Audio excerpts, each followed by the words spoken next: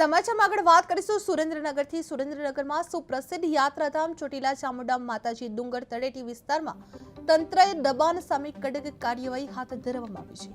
ગેરકાયદેસર રીતે કરાયેલા કાચા અને પાક્કા બાંધકામો પર તંત્ર દ્વારા જેસીબી ફેરવી દેવામાં આવી છે। ગઈકાલે નાયબ કલેક્ટર અને મામલતદારની સંયુક્ત ટીમે દબાણકર્તાઓને સ્વૈચ્છિક રીતે દબાણ હટાવવાની સમજ આપી હતી, છતાં મોટી સંખ્યામાં દબાણ યથાવત રહેતા આજે કાર્યવાહી હાથ ધરવામાં આવી છે, જેમાં 400 થી વધુ દુકાનદારો દ્વારા પતરાનો શેડ અને સ્ટોલ ઊભા કરાતા દર્શનાર્થીઓને ભારે મુશ્કેલીનો સામનો કરવો પડી રહ્યો હતો।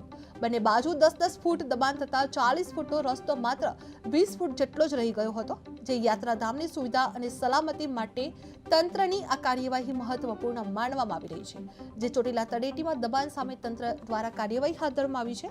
ગેરકાયદેસર બાંધકામો પર જેસીબી ફેરવામાં આવી હતી, જેમાં 400 થી વધુ દુકાનદારોના શેડ દૂર કરવામાં આવ્યા હતા। આ દબાણથી 40 ફૂટ રસ્તો સંકુચિત થઈ ગયો હતો, જેમાં દર્શનાર્થીઓને ભારે મુશ્કેલીનો સામનો કરવો પડી રહ્યો હતો।